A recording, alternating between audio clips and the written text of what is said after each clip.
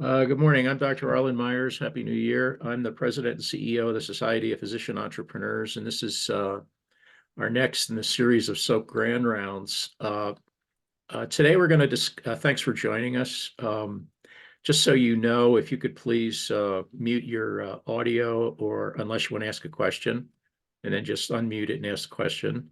Feel free to interrupt our guest speaker or myself or anyone else that wants to talk about this as questions come up, because we want to address your issues and concerns. Yes, this is being recorded, and yes, it will be uploaded to the SoPE YouTube channel. So if you couldn't make it or you want to review it, subscribe to SoPE Video, which is the name of the YouTube channel. So go to YouTube, search SoPE Video, and then you'll see not just this, but a whole bunch of other stuff that we have produced over the years, actually. So if you subscribe, it's a good way to sort of, you can watch it at your leisure and do the usual YouTube thing. So without any further ado, welcome to Bernardo Andres Perez. Thanks for joining us, Bernardo. Thank you so much, Arlen. So let's start out. Today we're going to discuss sick care, what I call sick care innovation centers. And this is just one of several models of innovation centers, others being accelerators, incubators, venture studios, spark programs, care innovation centers.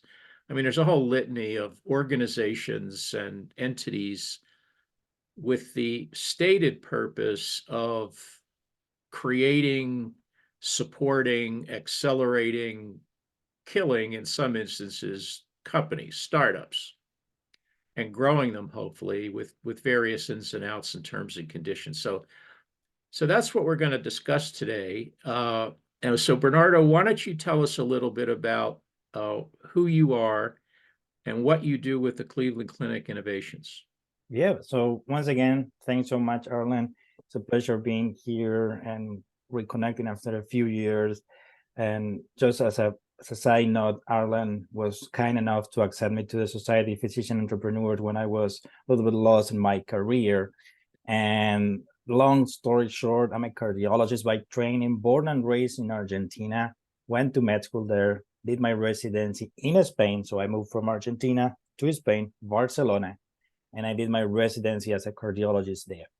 And after a couple of thinking and going back and forth, I was in Denver, where I met Arlen and the Society of Physician Entrepreneurs. And as the connector that he is, he connected me with a startup that I started advising. I became the chief scientific officer, and that transitioned my career from the clinical side to the entrepreneur side. And I ended up, after a long story that we can discuss another day if you want, with a virtual coffee or in person, I ended up working at Cleveland Clinic, Florida, as a research associate at the Heart and Vascular Institute. So I did the traditional clinical research, retrospective study, prospective study. And I joined the innovations department after 1 year being a research associate with the engagement team. So I went from my clinical side to research, and finally, if you want, to the fun part of innovations. And I will explain on more detail what I do when in the presentation, and I start explaining what Cleveland Clinic Innovations does.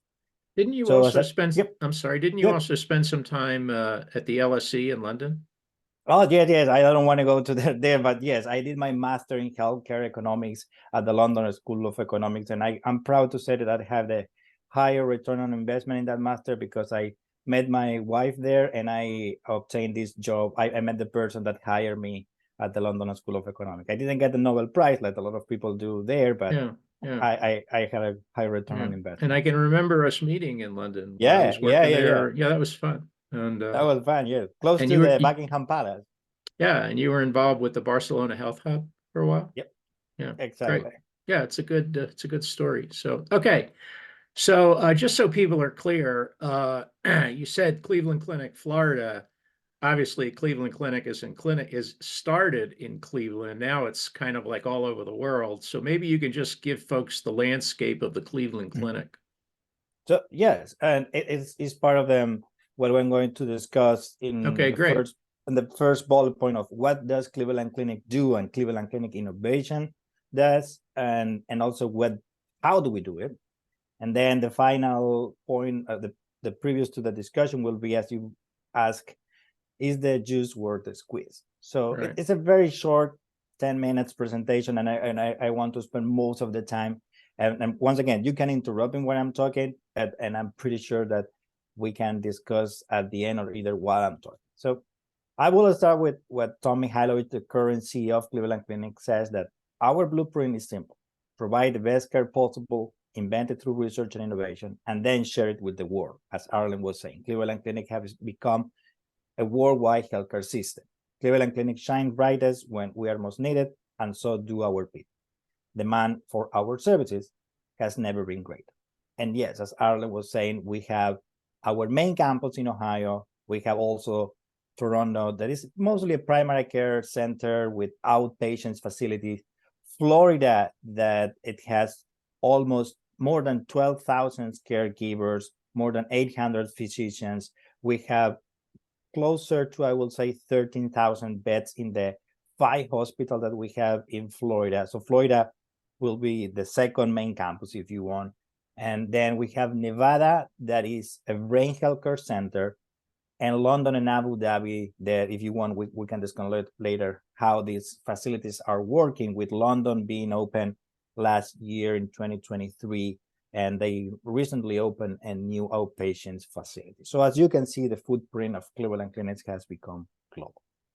And just to be clear, you're not to be confused with the other clinic in Florida, which is in Jacksonville. You are in Miami, correct?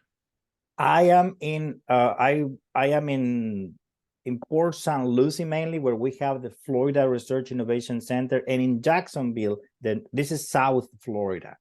In North Florida, Jacksonville is mainly Mayo Clinic. Mayo has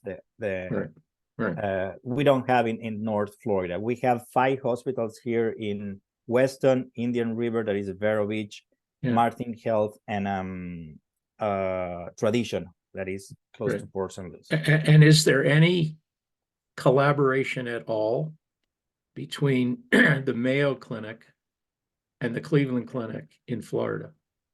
No, that I'm aware in the innovation perspective, that we are having current collaborations with technologies. Obviously, I'm pretty sure that at other levels, like supply chain or other certain circumstances, they might be, but I'm not aware that currently, at least I'm not involved in any current collaboration with Mayo Clinic. Right. So it's like one university with another. They don't talk to each other. We are trying to talk to certain things, but as you know, we have a lot of fish to fry internally as well. Yeah. And once that we are settling that base of how we operate internally, I think that is going to be easier to how we collaborate externally. Great. Okay, great. And innovation is a core of Cleveland Clinic. As you can see here our values: quality, safe, empathy, teamwork, integrity, inclusion, and obviously innovation. Cleveland Clinic innovation is directed by Jeff Beans, and also we report to the Chief Research and Academic Office that is led by Sir Pilar Surum, and we have also an education institute with James Stoller, that is the director of the Education Institute.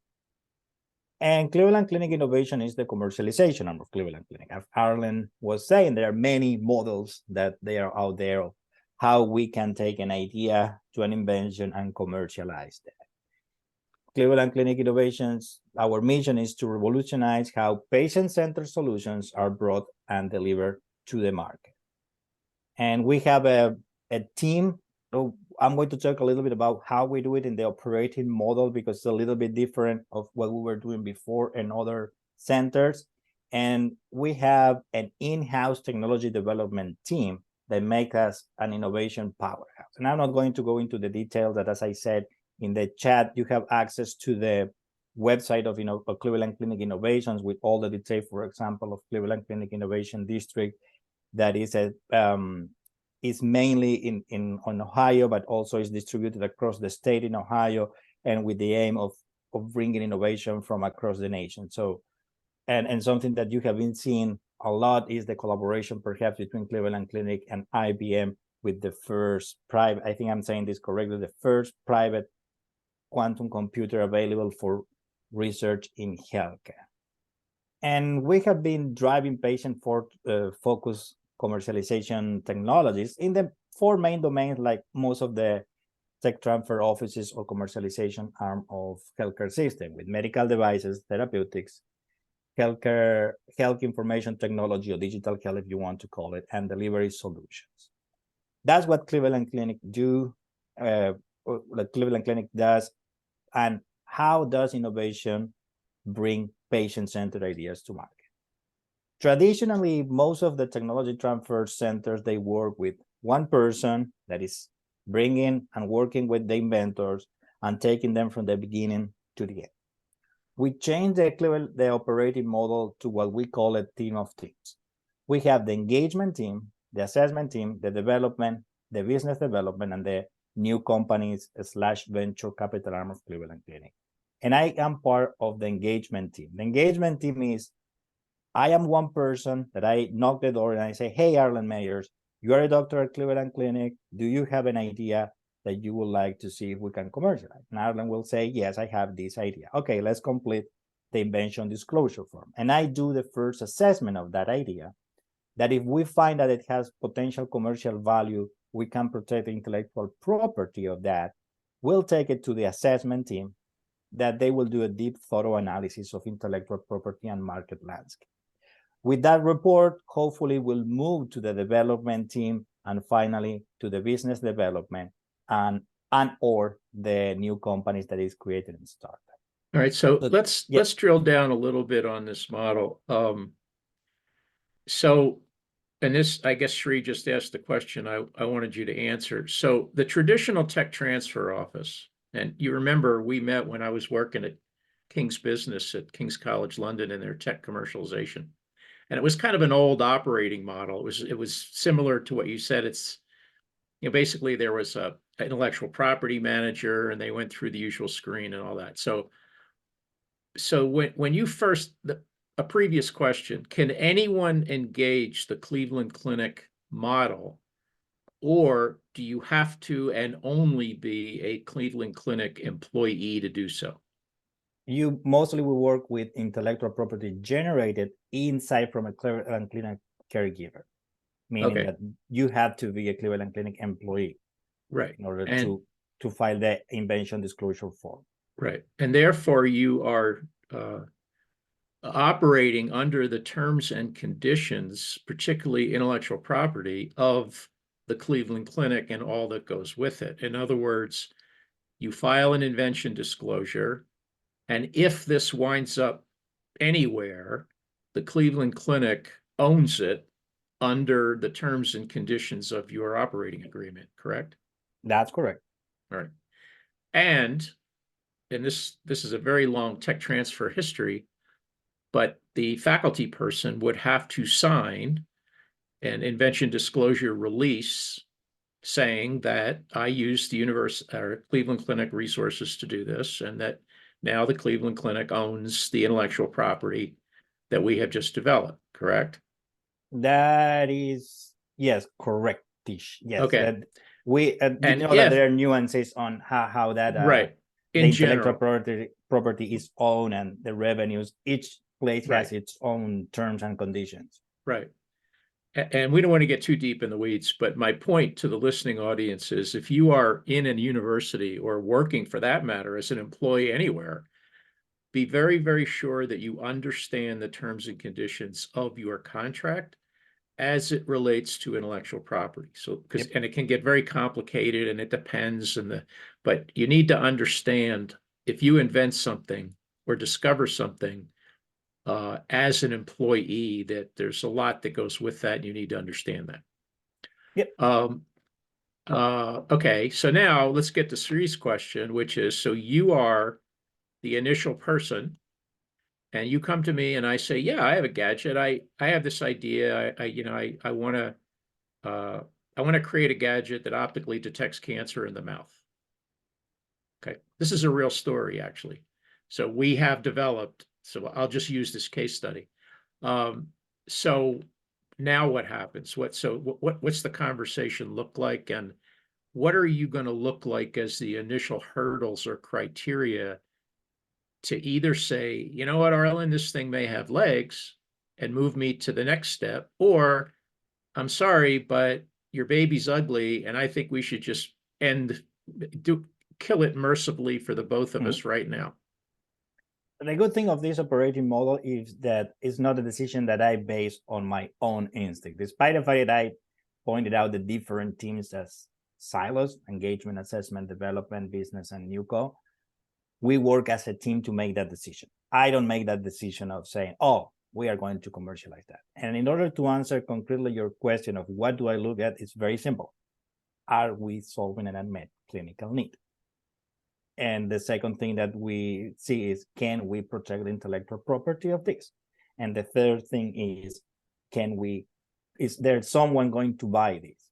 And I always give the same examples to people that they are starting engaging with us because as you mentioned, this can be very complicated. And I have a couple of comments at the end of how we can improve this lack of education from caregivers, that we are not taught what intellectual property means, what commercialization. And it's very simple. If you have lemons and you transform them into lemonade, or your example, you're saying I created this device. From lemons to lemonade, you need to do research and you need to validate that. But as long as you don't have one person that gives you $1 for your lemonade, you don't have a business. And it's something that we don't understand, that we need to create return on investment on our technologies or the devices that we generate. So we identify that you are solving an unmet clinical need. That's the first step. You are benefiting patients. You are improving outcomes.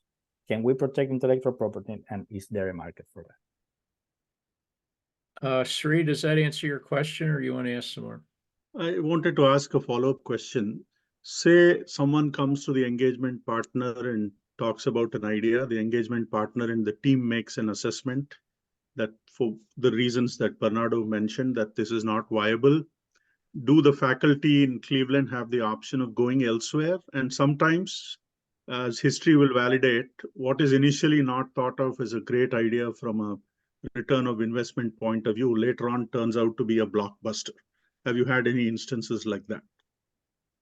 Yes, we have had any tech transfer offices, and I brought Esprec, they have what it's called return of rights. If we say no, we don't want to move this forward, any tech transfer offices have the option of saying we return the rights based on, once again, we are not going to go into the weeds into what are the terms of that. But I participated in a talk that I think it was from Georgetown University, I don't remember, that they show the data saying of all the technologies that have been returned to the inventors, none, and I'm saying zero, have been successfully commercialized. Meaning, if we do if U3 comes to me as an engagement partner, and I say, no, I don't say as a person, but our team says, we don't move forward and we return the right to you, chances that you are going to be successful, it seems that they are lower, if not existent. I think that's generally true. And there's a second aspect, which is a lot of tech transfer offices, and maybe yours and does yours, have a rule or some sort of reg that says, after we have done our due diligence, there's a certain amount of time where we have to tell you whether we're going to release the rights to this idea. And you can do with it what you want. Yep. But as you just said, the likelihood of your being able to do something with this is slim to none. But if that's what you want to do it. But we're going to tell you within, pick a number, 6 weeks, 6 months, whatever, that we know we've looked at this. Thanks very much. We hope you come back with another idea. This one isn't so great. So we're going to return it to you. Is that what you do? Mm-hmm. That's completely right. Okay. And the third issue is, in this area, is clawback. So lately, so what that means is that prior to 1980, in Bayh-Dole, anything that was discovered in a university basically was owned by the government if it was funded by government money. Usually that was DoD, NIH, major funding agencies. And guess what? Nobody commercialized very much stuff. So they changed the rule.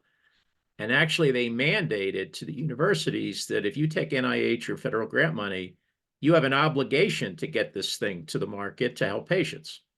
And that's the rule that we have been working under since 1980.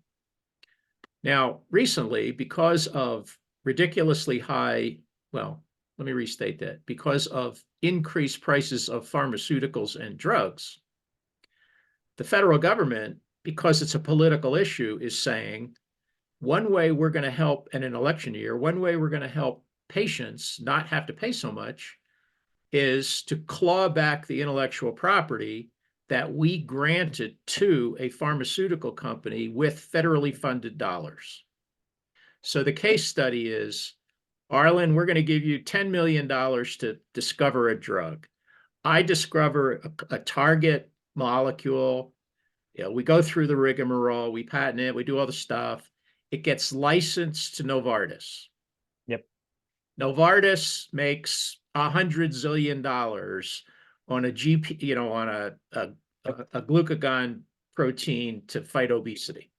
But the original discovery came from Arlen Myers, who got $4 million one time, 10 million, et cetera, at the University of whatever. And we don't think that's right, because we were the ones that did all the R&D and funded all the R&D, but you're making all the money selling and commercializing it. So what that now turns into is, so there is a provision in Bayh-Dole that allows the federal government to, quote, claw back the intellectual property. In other words, we gave you the rights, but you know what? We changed our mind. Yep. We don't like what you're doing with this, so we're going to claw it back, and we're going to take the revenue. So is that happening at your place? No, I don't know if that's happening currently. I don't have any current implications or collaborations that is happening at that level to answer that question. I think that's going to be a difficult lift, just because of all the political issues and the money that's involved. But I just bring that up for the audience because it's something that you might want to track, and you'll probably read about, particularly during this election year. Yeah. Oh, yeah. Yeah. Okay. So to summarize, go ahead. Go ahead. No, so to summarize, what are the first hurdles? Number one, patentability. Unmet clinical need. Well, is it an unmet clinical need? And not only that, is it an unmet clinical need that's important to the Cleveland Clinic?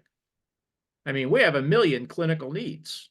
Oh, yeah, of course. But we have a strategic plan, and we have certain priorities. Could be orthopedics, could be oncology, could be cell transplant, who knows? So if we say, give us your best shot in cardiac transplantation, because arguably Cleveland Clinic is one of the world famous cardiac centers in the world, don't give us something that's another spine screw. I mean, it's useful, but that's not really what we're looking for. We're looking, here's our strategic priority.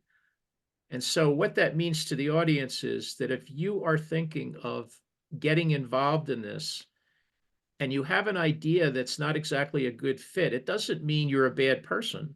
It doesn't mean you're not going to be considered. But if it doesn't fit into the strategic plan, it may be a reason why it's either delayed or deferred. So does the Cleveland Clinic have specific strategic clinical objectives at this point?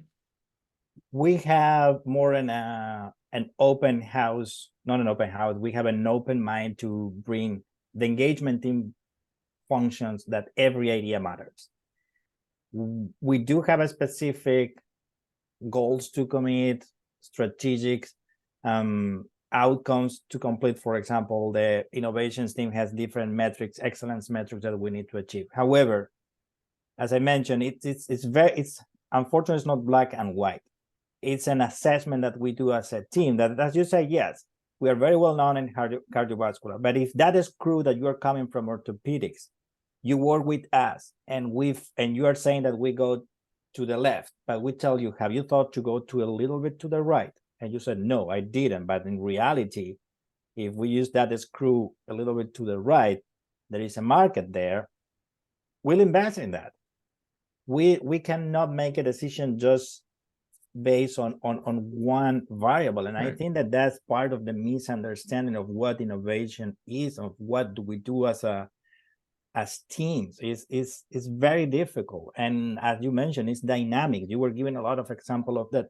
It's going to evolve. Perhaps today is not the right things for that problem. But look what happened with social. As you know, innovation happens as an incremental thing of many people working at the same time for different things.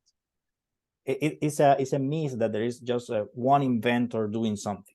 No, it's the result of little improvement that many people have been doing until you found that you're solving that unmet clinical need with the right solution for the right market at the right time. And that's very difficult, as you know, Arlen. Right. it's extremely Right. difficult At the right price. at the right price and for the right payer. Yeah. It's you don't mind. I want to go through. I think that I'm going to answer a lot of questions that you might have in the following Okay. 4 slides. All right, let's move on. Yep. Right. So everything that you were mentioning start with an idea, and that idea is something very abstract that most of the people, when we have been working in whatever you do, you have that idea that is abstract in your head, and you transform that into an invention. That is something tangible. It's a prototype. It's a proof of concept. Is you have that idea of that device. You were mentioning that you want to detect cancer with, I think, optics in the mouth. Perfect. But that's your idea. Have you tested? Have you done some prototype or talk with an engineer? And then the innovation in reality, as we define it, is return on investment and scalability. Meaning, return on investment, you generate revenues, and scalability, millions of people are using that. And let's see a very simple, stupid example. I love stupid examples because they're very graphic. You might have an idea to do your dishes, and you come with this solution that, there are many inventions around the world about how to do the dishes. But there are very few people like this guy that most of you might know from Shark Tank, that unfortunately a lot of people think that Shark Tank is the way to go, how things happen in reality. This was an innovation because it has a return on investment and scalability. And maybe you create a sponge, but if you don't have return on investment and scalability, you don't have an innovation. And coming back to your question, how Cleveland Clinic goes from the idea to the invention, we have developed some structured innovation program. We have dedicated, there is a design and disruptive innovation in healthcare program. There is a 16 collaboration sessions that it is a hybrid between in-person and virtual sessions, CME accredited. With, as I was mentioning, we teach you how to identify an unmet clinical need, conceptualize a solution, and write a clear value proposition. Because as you know, Arlen, when you ask people, tell me your value proposition, most of us start rambling on and what do you actually do? What do you actually solve? We also have a structured innovation challenge that was a sort of a small version of Dedicare with a pitch competition where we are fostering the structured innovation. And why a structured innovation? Because it's systematic, systemic, and sustainable. Meaning systematic, that innovation doesn't happen overnight. You can be methodical. You might learn how to do this with evidence. Erlen was saying, what are the criteria that you're following?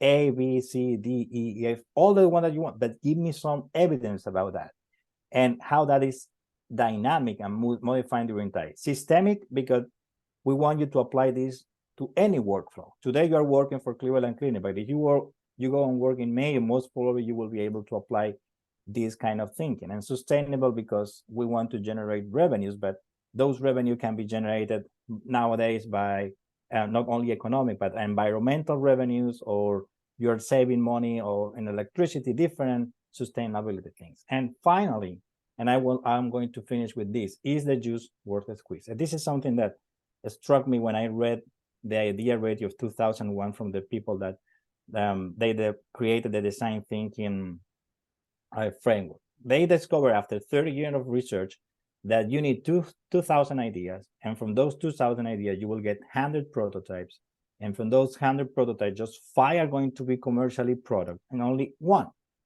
let that sink, 1 is going to be commercially successful. Yes, this is not no, it's not like you need to go tomorrow and have 2,000 ideas. Those 2,000 ideas need to be good. And if you go to therapeutics, as Arlen was mentioning, with people that they developed these drugs, they needed 15,000, at least 15,000 targets to get one commercially successful product. And it takes approximately 15 years to commercialize therapeutics. And if you go to a medical device, it's approximately 5,000 ideas, and it takes approximately 7 years. And it's not like you have failed. You just found 10,000 ways that won't work, and you need to keep trying. And that's what we do in innovations, the Cleveland Clinic Innovation. We take you with idea to invention using structured innovations programs. And then once that you have the invention and we're trying to validate that invention with our department and our team of team, we take you to the innovation phase. But we know that it's farther from the truth, that it's a linear process, and it's more a cycle that you need to repeat over and over again. And I open the floor for discussions now with, for me, the juice is worth the squeeze if we finally provide a realistic perspective on innovation. And we'll do that by incentivizing innovation education. Currently, residents and fellows are to publish an abstract just to go to that Congress and have quick recognition rather than understanding what innovation is. And the way to do that is to integrate innovation, education as early as possible. If you push me even to high school, and perhaps change from publish to perish to invent or perish, or both, or none. I don't know. Let's discuss. Great. Thanks for that. You want to take your slides down so we can chat? Yep.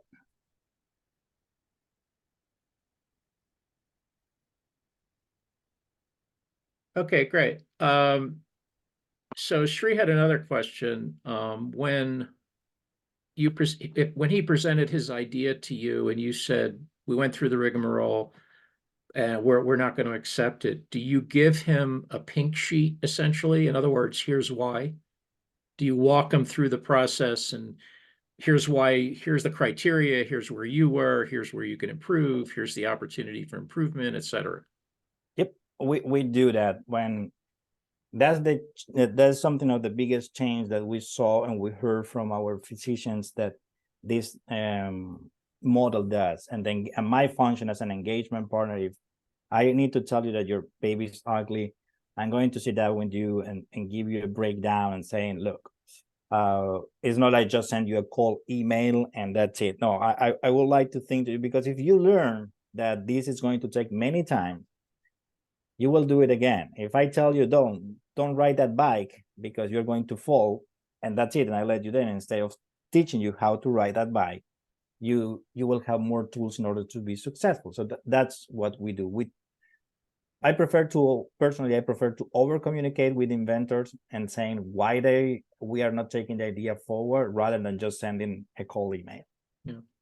What kind of education and training programs do you have for Cleveland Clinic personnel? I mean, this is just not obviously relating to doctors. It's anybody who works at the Cleveland Clinic, because everybody comes up with ideas.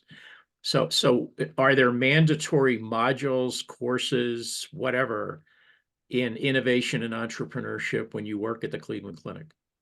We don't have mandatory, but as I mentioned, we are creating programs as Dedicare and structural innovation challenges, and anything that we can put people inside the room to actually learn how to do it and provide them and equip them with the tool to bring an idea into innovation. And if you don't learn how to do that and no one teaches you, right, it's very unless that you have just the curiosity to go and learn it on your own. I think that most on this call have done it either formally or informally because we are curious and we wanted to learn this.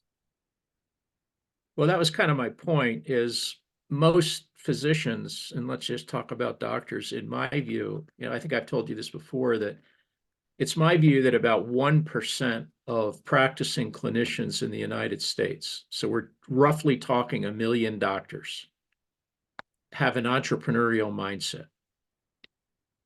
So we're talking about that funnel. We're talking about a very small group of people that are internally motivated to do what is necessary to get this ball over the goal line. It's like being a pro athlete. I mean, you have to be crazy to be, a pro football player. You have to be just consumed to be at that level.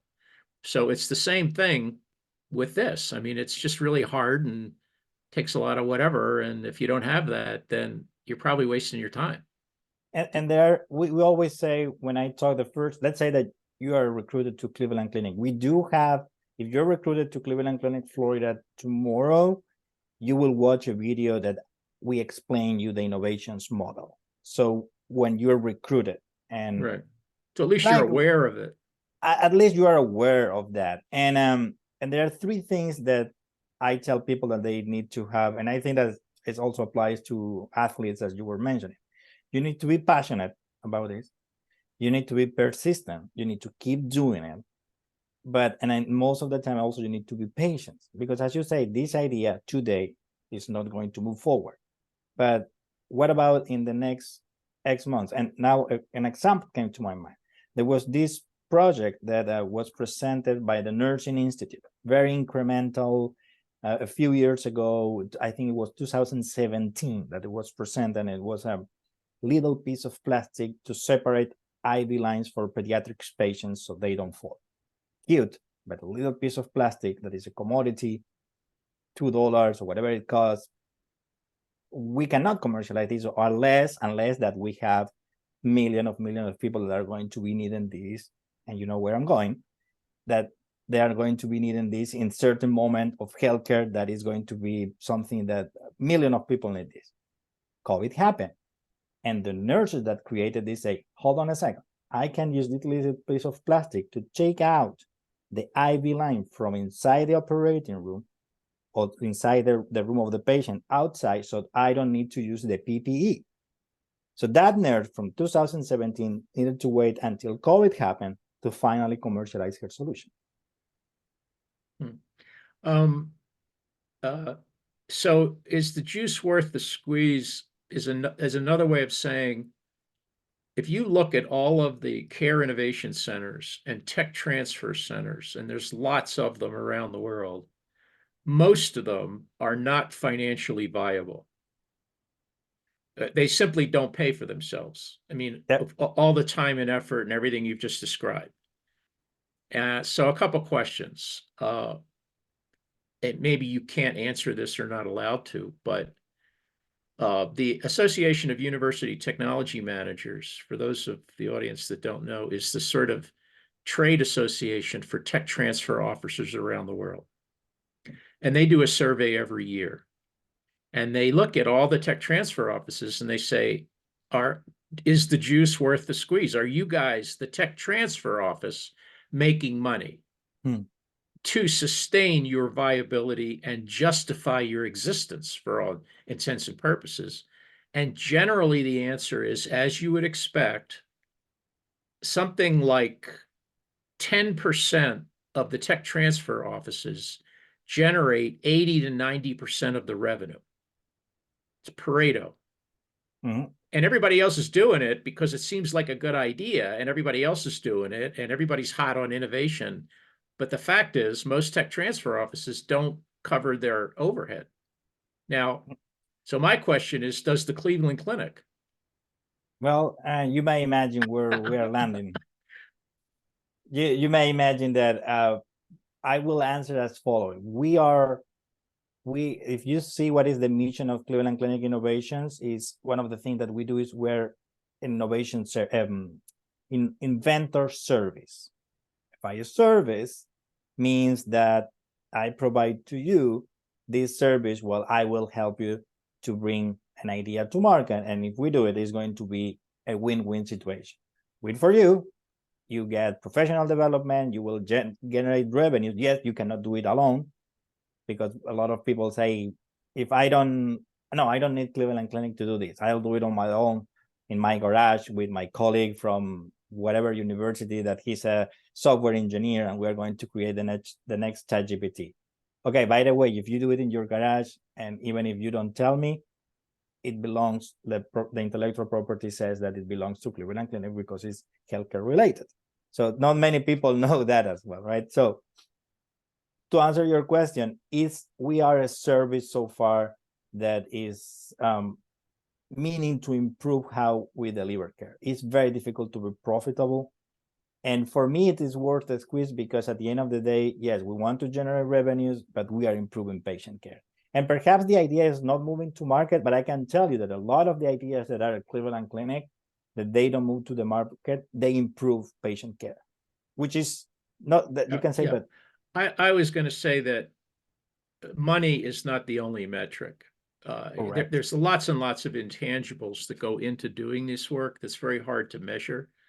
Whether it's just, I mean, simply it's interesting, it's fun, it keeps faculty engaged, it prevents churn, maybe it helps with burnout, it's more stimulating, that kind of stuff, which translates into actually a lot of money if your doc quits. So if you can Yep. do anything to keep them, great. So there's tangible and intangible benefits to all of this.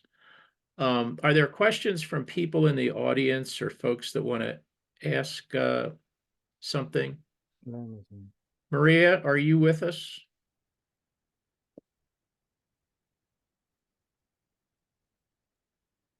Hi. Hi, Maria. How are you? Good. How are you? Happy New Year. Happy New Year to you too, all of you. Yeah. So- Do you have any questions or comments from your perspective? First of all, thank you very much. It was a very informative session, and it was a lot of information. I'm just digesting it. Thank Right. you. Right.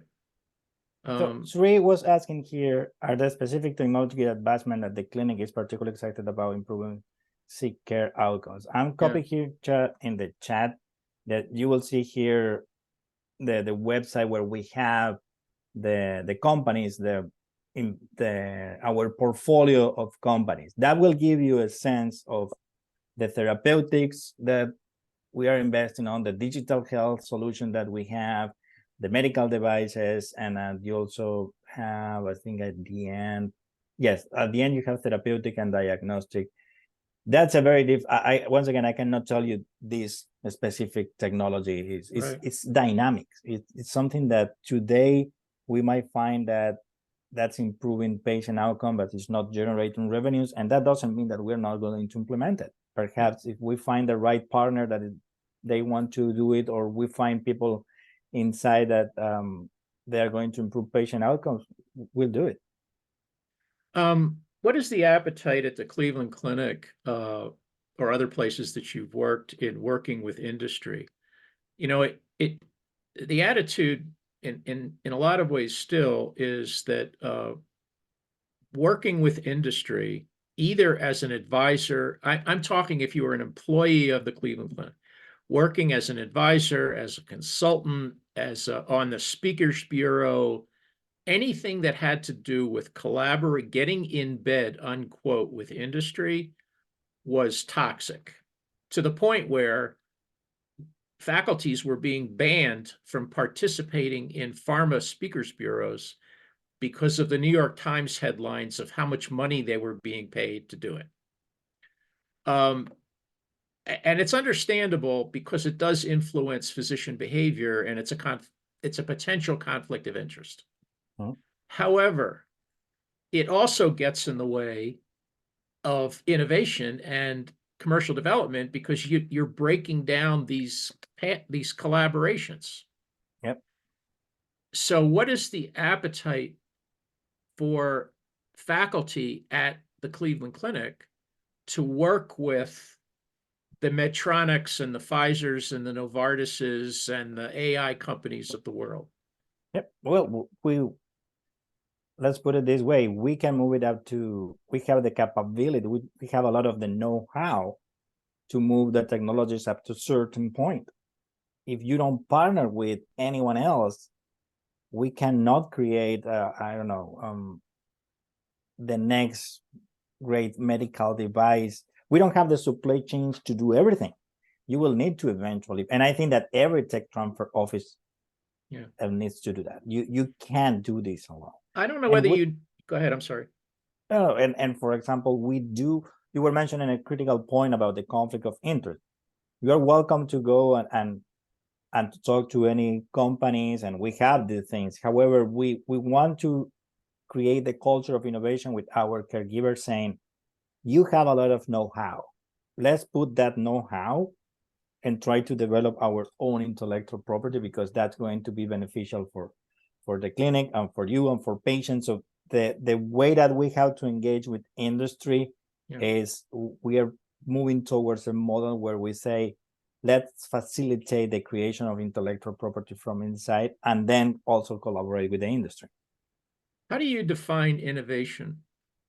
Myself, Yeah, Yeah. I define innovation, as I mentioned to you, is something that you take it from the idea, that is something abstract, to something tangible. But innovation has, for me, two components: return on investment, measure it mostly if you want as an economic investment, return on investment, and that millions of people are going to be benefited by that technology.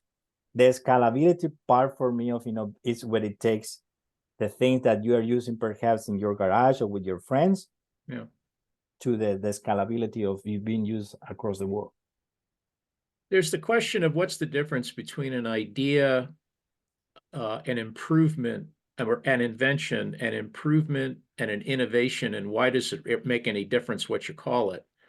I would offer that we have dumbed down the definition of innovation because it's cool. And Oh, yeah, of course. it's like AI, and it's another buzzword you got to use to get money and whatever. Yeah. But it comes with unintended consequences and side effects when you do that. My view is that innovation is well, first of all, an idea is just something that sticks in your head and never sees the light of day.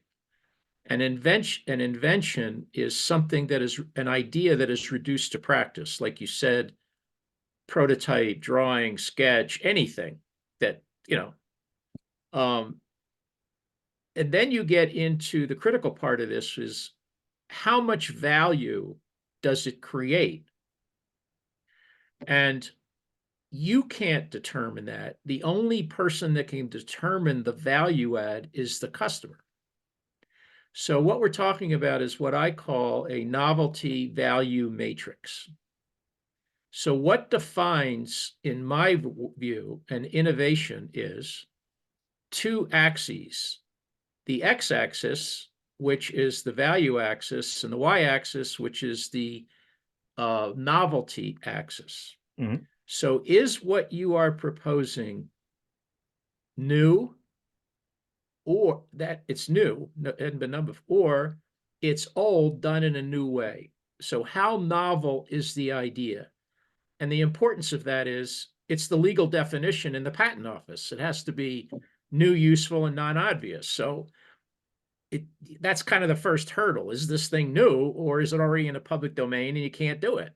Yep. Latest example is Apple and their watch, with Massimo.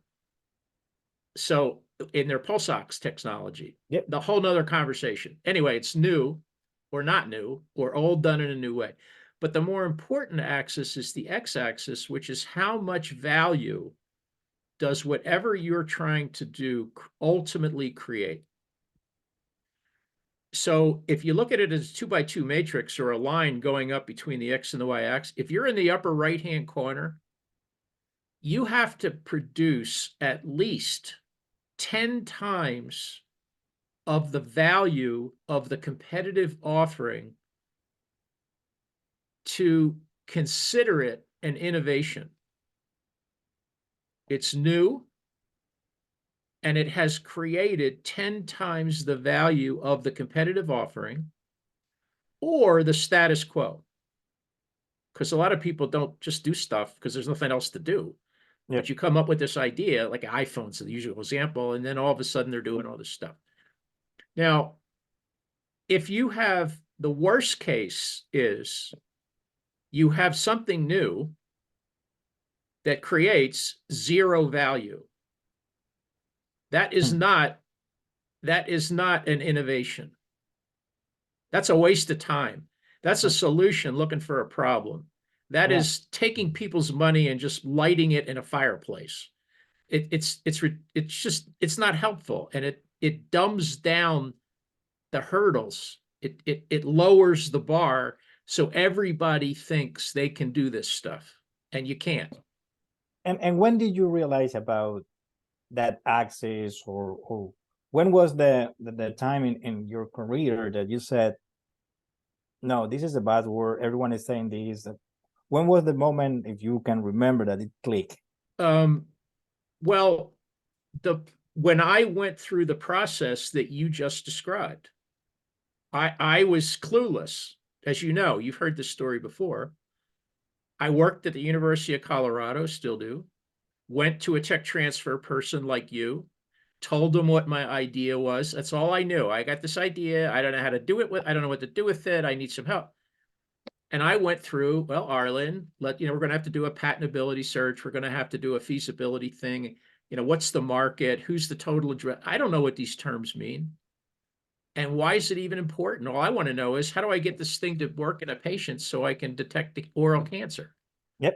So as I went through that process and went from clueless to somewhat aware to along the learning curve, I began to formulate this idea that it's just not good enough to create something and put it out there. You have to really be top notch, and it's what Peter Thiel refers to as 0 to 1. I mean, you have to create something that nobody else has created. And getting from N1 to N2, latest example, artificial intelligence, where everybody's doing is now everybody's got a large language model and it's being applied to 50 different ways. Is that now an innovation, or is it just an incremental improvement? And what difference does it make? Because that's what's going to determine the return on investment and the impact on patients.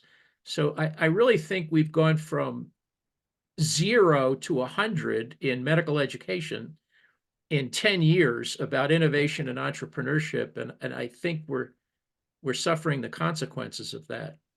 So that's just my own personal view. You're referring to unintended consequences, perhaps, because Unintended consequences, correct. And it's created a technomania that I believe is getting in the way of the humanistic aspects of medical care. It is sad, but I have a little bit also the silver lining part of this is that I see some, as you mentioned, it's just a very few people that they drive this. And when I started this position, I was reaching out to all of them. Even I just tried to lift a rock and say, hey, you work at Cleveland Clinic? Yeah. Right. You know what innovation is? Yeah. Yes, but I don't have time to do this. Or even if I have time, I don't know how to do it. And if I don't know how to do it, I don't know if I'm going to be successful. So, and then I realized, look, there are just, I think you're being very generous with this 10, 15, the Pareto law applies to this, perhaps it's even lower. No, I definitely think it's lower. And I guess my last question is to you is, so if you're giving advice to someone who wants to get into the role that you are presently in, when people ask me for advice, I say, don't take my advice, but what tips or whatever, what have you learned? Headline, if someone wants to do what you do. As you said, don't take any advice and do. If you believe that, no, seriously, my advice is you will need to be the 3 things that I told you. Passionate about this, persistent, and be patient. And it's very difficult in our generation that we are used to instant gratification. And this takes a lot of time. You gave perhaps the best example about being an athlete, because that resonates with a lot of people. I remember reading that, I think Kobe Bryant, the drill that he did every day before every practice, Kobe Bryant, top notch. I don't know if it is true or not, but just the example, I like it. Kobe Bryant, the drill that he did every day just was bouncing the ball before starting to practice 5,000 times with the left hand and 5,000 times with the right hand. Kobe Bryant, every day. So if you know those basics and you have them very well, what is the unmet clinical need? Can we patent this? Is a market? And do it all over again systematically, eventually it will hit. Right. Well, we're going to have to wrap this up. It was fun seeing you again. Thanks a lot Yeah. for all your insights, sharing your knowledge about and information about the Cleveland Clinic. Hopefully we'll run into each other soon.